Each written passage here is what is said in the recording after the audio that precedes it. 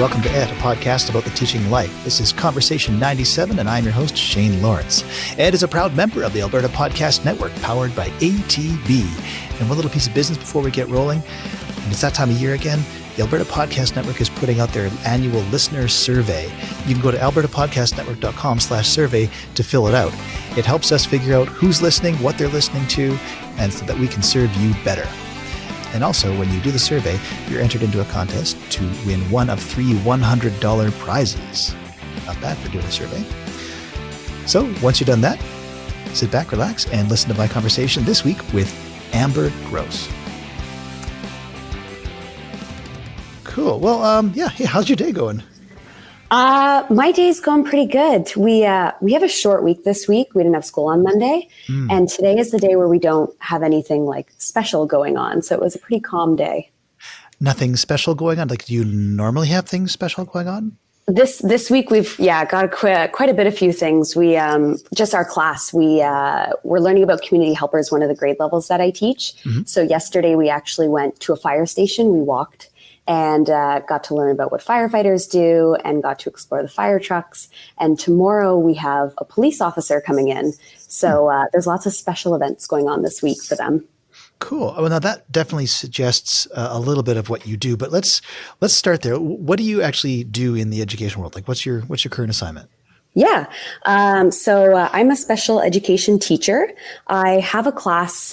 It's called a primary special needs class. So primary being my students are in grade 1, grade 2, or grade 3. And it's actually a specialized small class. So there's a maximum of 10 students, and that's it. And then there's a core team of educators. So myself as the homeroom teacher, and then an educational assistant. Currently, I actually have 2. I have one in the morning and one in the afternoon. And and the class is kind of the students who are in it, special needs students who would benefit from a specialized program setting, and whether or not they have exceptionalities or delays in intellectual development, that small class setting and that extra support is something that will really help build on their strengths and their needs in order to build some foundational skills that they need. And then that gives me an opportunity to write learning plans for them that will really best help them on their learning journey. So I write individualized education plans, IEPs, and we focus on academics. So I do teach math and language and science and everything else. But we also have specific times set aside for speech and communication, self-regulation, social skills, things like that as well. And that all kind of encompasses our class together. Well, busy life. It is. Yeah. Okay. So this is not where I wanted to go with this right off the bat, but it's the one big question I have. So you do IEPs for all your kids? I do. Yeah. 10 of them. That's a lot of paperwork. I don't know what it's like in Ontario, but Well, the photocopier counts. Let's just say that. So you see the number. Yeah. So, with your IEPs, the one thing I always find with this, and I mean, I'm sure that no matter, I'm sure we've got listeners all over the place and they have different acronyms for that, but that thing, how do you get it from paper to classroom? I mean, because I always find that's the biggest challenge. It's wonderful to have these IEPs and to, map out challenges and opportunities and strategies and all that stuff. How do you make sure that actually gets into the classroom? Yeah, that's a good question. So the type of IEPs that I write, I don't just have accommodations. I also have modifications and alternative education in that as well. And so say an accommodation is extra time or being given a piece of technology that will help them. Having those only 10 students really benefits being able to put that into their programming. So say I have a student who would benefit from typing on a Chromebook, then I'm able to set them up and get them started. And if they do need some one-to-one help to start off with, there is 2 of us in the room that can kind of support that, or reach out to a support teacher and see if we can get that. But also when it comes to academics, I'm setting goals for them that we'll kind of meet them where they're at so that we can build on their strengths, but also push the learning as well. So I'm able to, that September time is that time where I can kind of see where are they at, what accommodations do they need, and from a team perspective, speaking with their families and looking at learning from past grades and where we want to go, then I can integrate it in. So I have students who might be just learning letter sounds and letter names, and we work on that together in a small group or maybe in some game activities. But then I have students who are reading books, and so they have that as well. So there's a very large variety, and it does take quite a lot of planning, but to be able to see that growth is absolutely incredible. Over the year, we're kind of getting to that point of the year where I'm like, oh my goodness, you can do that now. Yay. Kind of sneaks up on you. You don't really notice it until all of a sudden you're like, wait a minute. Look how far. Yeah. I love that. I love those moments where you suddenly are able to look back and it's like, oh my gosh, you've come a long way. And to be able to track it when you write their IEPs and you write their goals, and I mean, it's a working document. So I've got students who are like, oh, here's your goal, and they've blown way past it. And I'm like, okay, well, on me, you're learning great. Let's keep going. Like, let's just keep learning. But I tend to track quite regularly to see that growth. And then to see, okay, you've reached your goal. Let's go to that next step. Or you're not there yet. Okay.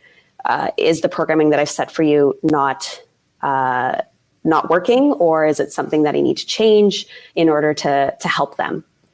Right. And this is the IEP thing is that fairly new for you then, being kind of new to the special needs classroom? This is my second year writing them. They were a little different last year. I taught an autism class last year. So this year it's slightly different, but still new. I mean, 2 years into Spec Ed. So. Yeah. Yeah. Well, so what are some tips? I mean, like, I gotta come out here. I gotta out myself. Like, I don't like writing IEPs.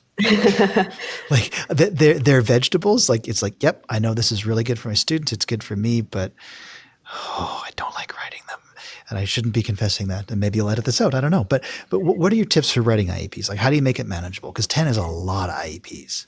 10 is a lot.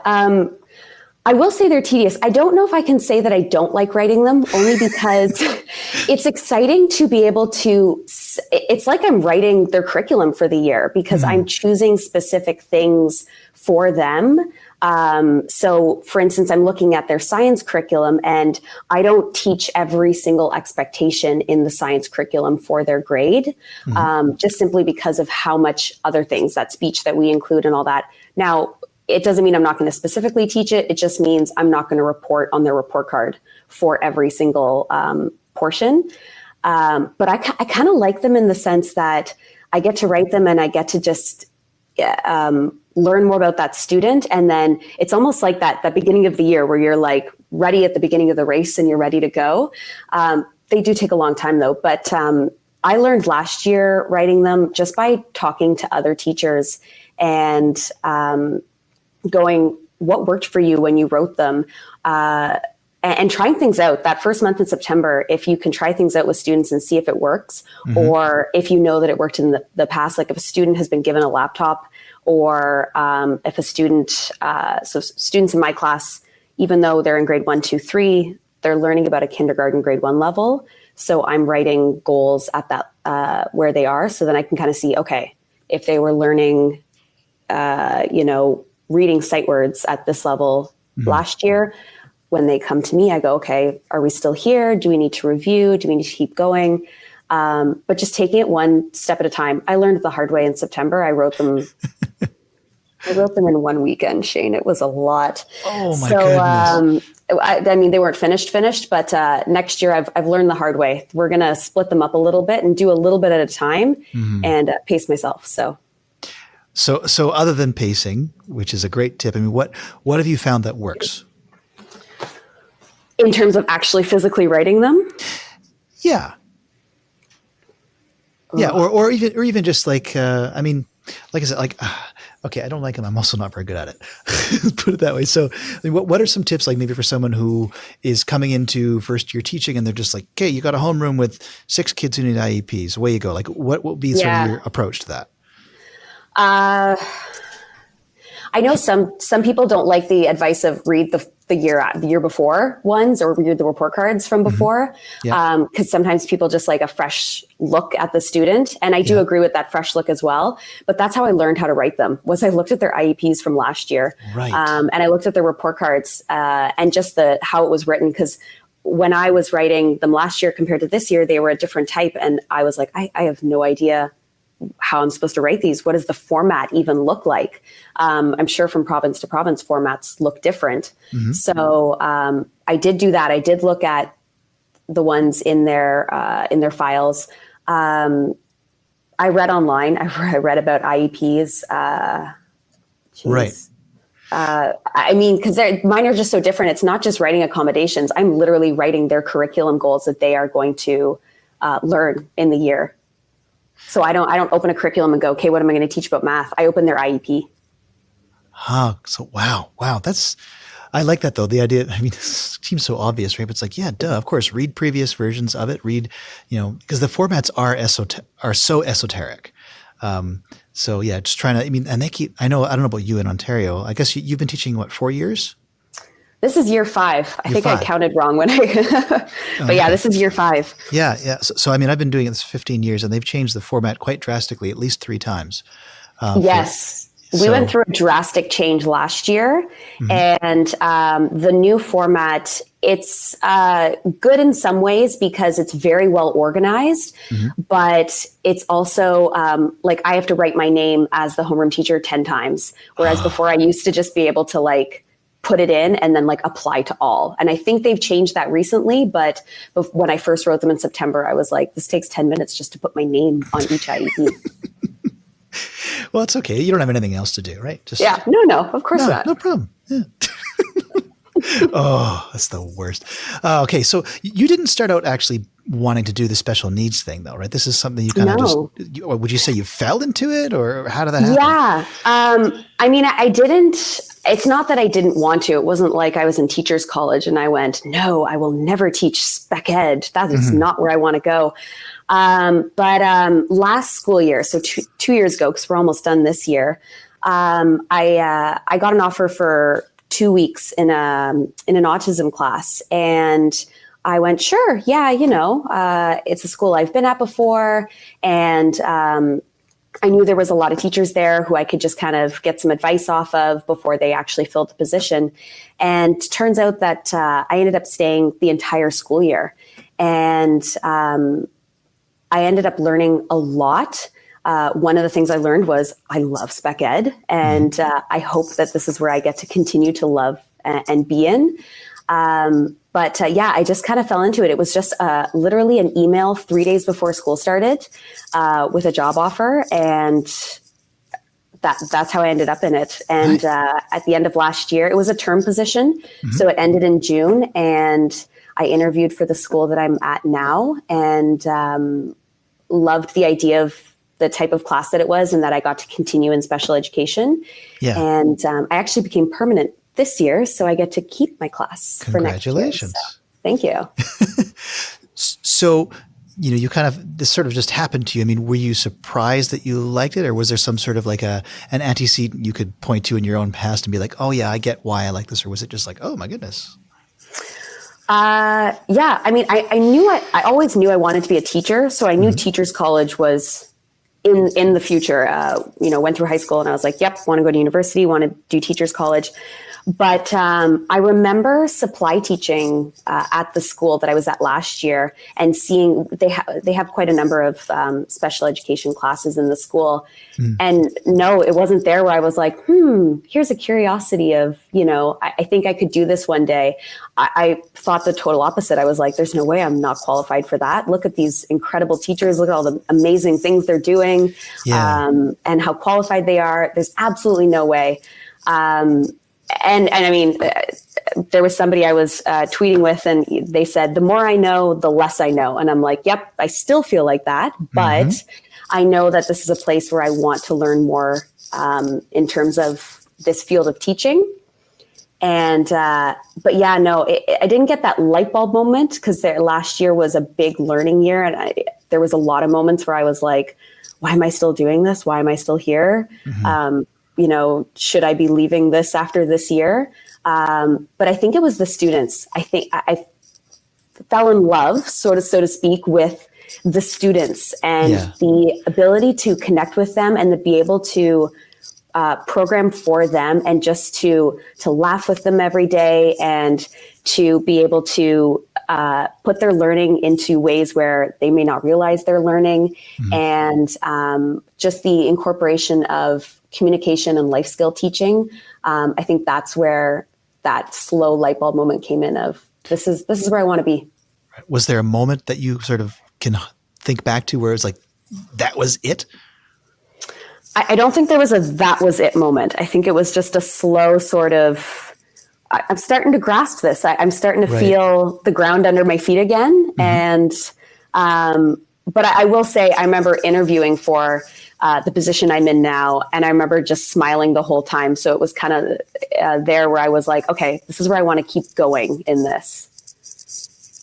Awesome. I love that. I love this sort of those surprises where you're not ready for something, and then you're just like, oh, okay, I guess, this is actually really good. Like, I feel that way about teaching grade 7. So there you go. Yeah. Oh no, I left for a year to do some other stuff, came back, and they said, yeah, you're teaching grade 7, surprise. And I just about walked out the front door. So I was like, forget it. I never teach grade 7. But then after 3 months, I was like, oh, okay, I kind of like this. Yeah. So it was the same kind of thing. A nice surprise. Yeah, that's exactly what it was. So, I mean, I've been creeping on Twitter. Of course I have. That's why I'm doing my research. Sounds good. I'm glad you think so. But looking at your blog and a lot of these things, your digital presence, I mean, the words that I keep seeing that kind of pop out at me are like joy and thankfulness. And I mean, those aren't light words. I mean, those usually we only say those things around Thanksgiving and Christmas. So what is it that characterizes, like, why are those words that matter or characterize your teaching? Like, why thankful? Why joyful? All right, we're going to talk kindness and joy in just a minute. But first, I want to tell you about the Alberta Blue Cross Wellness Summit, which happens on October 10th. The Wellness Summit is a day to explore fresh perspectives and practices around wellness. This year, the focus is on what it takes to create healthy workplace cultures where everyone thrives. Supporting the health and wellness of employees is becoming a major consideration for many workplaces, and Alberta Blue Cross wants to connect the dots of what it takes to create healthier workplaces with happy people. Among the speakers is Mandy Trapp, founder and lead educator of Lifestyle Meditation. Mandy has been an active part of Edmonton's health and wellness scene for the past 20 years. Her mission is to blend the science and wisdom of meditation and mindfulness to educate others and build resilience. Alberta Blue Cross has designed the summit so that you're not just sitting and listening. You'll have a chance to actively engage with the information, the speakers, and other attendees, and will come away with practical tools and evidence-based resources you can use, whether you're a frontline worker or a C-suite executive. Connection happens here. The summit is at the Renaissance Edmonton Airport Hotel on October 10th. Learn more at thewellnesssummit.ca. All right, let's get back to my conversation with Amber. Yeah, the joy kind of comes from I remember last year when it was that first year in special education, and I was working with an educational assistant who had been doing this for quite a number of years. And we had a guest in our room, and we were all laughing at something, and this guest had just walked in the room, and she kind of went, oh, sorry, but not really sorry, because you have to laugh in this job, because if not, like, what are you going to do? You have to have that joy. And I think that's something that I like bringing in to my classroom with my students and with the team that I work with, because teaching is a hard job. We all know that. And when you have those days when it's not a permanent, like, oh, this is a tough job. We know that that was a tough day. To be able to laugh at the end of the day together, to be able to have that joy still deep rooted in our teaching and in our culture in our classroom, I think is something that's really important. And you could ask anybody who's come into my classroom this year. We laugh every single day, many times a day. And I think that's super important, because if you love school and you love learning and the students are able to have that laughter in the class, I think that helps build those relationships and helps them want to come to school every day. Oh, absolutely. I mean, nobody wants to go to a miserable place. No. So you're bringing joy into the classroom, almost like it sounds kind of like a mindset, like it's a decision. You're walking and they're saying, I'm going to be joyful today. Yeah, exactly. What about on the other side though? Because I'm going to guess that you also derive some joy. Like what brings you joy in your classroom? I think it's being able to, with my students, we get to do a lot of fun things together. I mean, I have this one student who loves reading books. And so I went to the library the other day and I saw a book that I knew he would love to read. And so I got it from the public library and brought it to school and we read it together the next day. And he was laughing and I was laughing. And to intentionally bring that in. I'm really curious, what book was it? That's really bad. I don't remember. Have you ever seen the kids' books? There's like the pigeon and the elephant. And yeah. Mo Willems, all the books by Mo Willems. Yeah. So it wasn't one of those though, but it was a similar style where there's lots of speech bubbles and things like that. Yeah. So he likes reading all the character voices, which is funny because when we have guests in the room, they'll be kind of like, is he screaming? I'm like, no, he's reading the elephant book. And in that moment, the elephant's going, wee! Like, don't worry. Just listen in. It's all good. Yeah. Oh, I love that whole series of books too. So anything in that vein is going to be a lot of fun. That's cool. Exactly. I want to switch gears on you for a second here because I got two places I want to go. Let's go here first. Sketchnote. You do a lot of sketchnoting on your Twitter feed and that kind of thing. And this is kind of moving us beyond your classroom. I'm going to guess anyway. But I mean, how did you come into that? Because it's something I'm curious about. Yeah. Actually, it's funny because when sketchnoting first, I mean, it may have become more mainstream and popular beforehand, but it kind of started getting popular on my feed and seeing about it. And I was kind of like, oh, what is this sketchnoting thing? I just see people doing it. Mm-hmm. The school I was at last year, we actually decided to include it as part of our school learning plan. Mm-hmm. And at the time I was teaching special education class in the morning, but I was teaching kindergarten in the afternoon. And I thought, why not? Like our kinders can be part of this school learning plan. So I decided with my co-teacher to teach our kinders how to sketchnote. Mm-hmm. And we used the sketchnote handbook as our foundation basis and used those 5 key things that he talks about, which is square, dot, line, circle, and triangle, mm-hmm. and got them to draw those 5 things. And we ended up integrating into a math curriculum goal of more and less. And because I wanted to teach them, I needed to learn first because I had absolutely no idea about sketchnoting. Uh-huh. And so did some research through Twitter and started following people like Sylvia Duckworth and learned through that. And then really started getting into it when Sylvia Duckworth did her Sketchnote Fever Challenge back in, I think it was like November, December. Mm-hmm. And I followed all 21 days and I really enjoyed it. I find it a really fascinating way to take notes. And I'm not a big sketcher, but I find it actually very relaxing to do. And I find I focus more because I'm looking more at the key points when I'm taking notes versus writing down every single thing. Right. And so, that's how I got into it more. And I don't do it with my students per se. I did try earlier in the year and it did not go well. But we actually, it's funny because we did one of those how to like step-by-step drawing videos today in art. And Shane, I am proud to say that my students decided to choose the poop emoji video. Of course. So now we all know how to draw it. So it's a new icon in my sketchnoting. That's awesome. Yeah. So I figured, okay, we could do some of these videos to cap off the year and get some sketchnoting in. But Oh, that's really cool. And so what do you find are what are the benefits then for sketchnoting? I mean, you kind of touched on it a little bit, but like what's the big plus for this? I think one of them is, especially for students or adults, if English or whatever language they're learning in isn't their first language, mm-hmm. to be able to take notes and be able to communicate your thinking through drawing as well. Right. And be able to explain it afterwards. It wasn't about the art when we were teaching it. It wasn't about how pretty it looked or how organized it looked. It was after you're done, when you sit down, can you explain it to me? Can I see your thinking as you talk about your sketch note? And that was the whole point behind it. And I think it really benefits students because those who like to doodle and to draw, they can add that element into their notes or to their learning.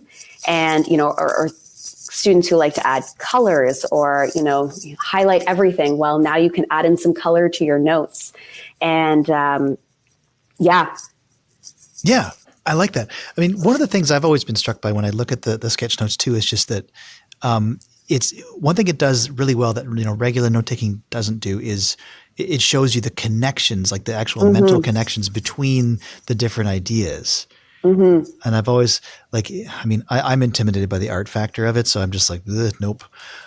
You know what though? That's how I was too. I was like, I have no idea how to draw any of this, but there's so much out there, even for free, that you can just look up on Twitter and online just to practice those icons. That once you get like a basis in your head and you practice drawing them, they come very naturally.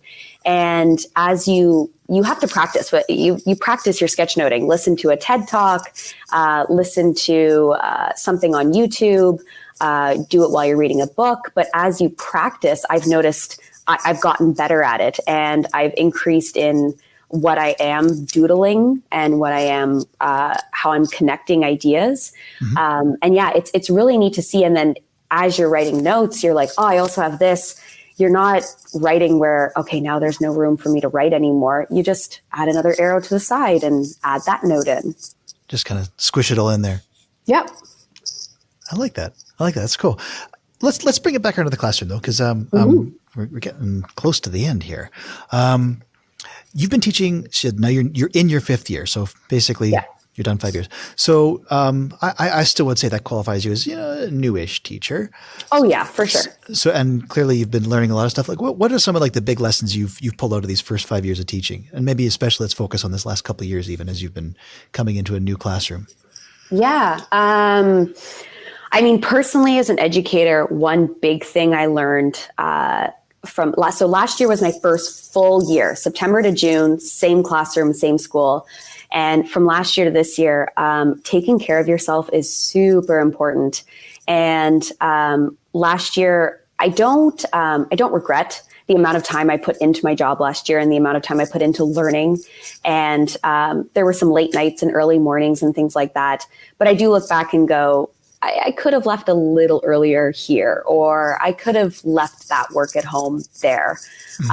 So I do look at this year now and I go, okay, I did that a little bit better. But taking care of yourself in order to take care of your students is super important. That whole like fill your cup so that you can, support your students and be there for them. If we're on an empty cup and we're tired or cranky or whatever, we're not the best for them, and we want to try the best that we can. So that's a big one that I learned. In terms of being a teacher, I know we always say relationships are super important with our students, and they are. But I also learned relationships are also super important with the families of our students and with the team that you work with as well. Being in special education, I am not the only person in my classroom. I'm very rarely alone. There's typically always at least one other adult, whether it's an educational assistant, a speech and language pathologist, another teacher coming in to observe, and those relationships with my colleagues and the people I work with are super important. And that's another place that I like to bring joy into. Whether it's, that thankfulness that we were talking about, whether it is just saying thank you to them when, I know it's their job, but I can still say thank you. And I did that last year, and I bring that into this year as well. And I think that all of that encompasses that whole, I wouldn't say classroom management, but I know that my students benefit from seeing the good relationships between myself and the other educators in my classroom. They know that we like to laugh together and we work well together and we communicate well. They see that very clearly. And I think that's super important because these are people that you're working with and you're going to learn from each other. And those relationships are really great. Well, I mean, especially when you're trying when so much of what you're doing is teaching students, like social skills and all these sorts of things. The words are escaping me, but that vein, you're just modeling that all the time, and that's valuable. Yes, for sure. And they pick up, they hear what we're saying. And so I know that when I hear them repeating certain things that we're saying, I'm like, okay, it's good. They're seeing that, we're saying please and thank you to each other, and they're saying that as well, or helping each other out. Mm-hmm, mm-hmm. Awesome. Well, Amber, thank you so much for taking the time out of your day to come on the show. I really appreciate it. No, thank you for having me. If people want to, say read your blog or just get in touch with you, I mean, what are the best places and best ways to do that? Yeah. So reaching out on Twitter would probably be the best. You can follow me. My Twitter handle is what it's called, at Amber_Grohs, Grohs. That would probably be the best way. You can follow me, send me a message. My blog, I think, is linked right in my bio, so you can click that as well. And That's awesome. Okay, Amber, thank you so much for being on the show again. This has been a lot of fun. Thank you so much, Shane.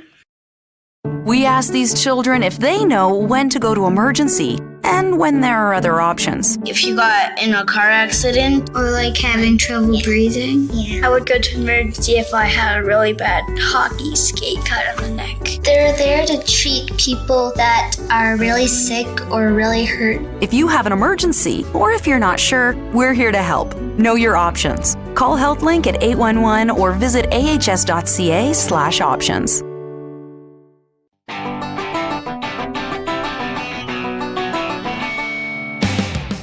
And if you want to get in touch, you'd like to be a guest on the show, you can email me at theedpodcast@gmail.com or hit me up on Twitter at theedpodcast. If you'd like to listen to more of Ed, you can head over to the website, theedpodcast.podbean.com, or find us on Apple Podcasts, Spotify, or the podcatcher of your choice. Just search up Ed Conversations.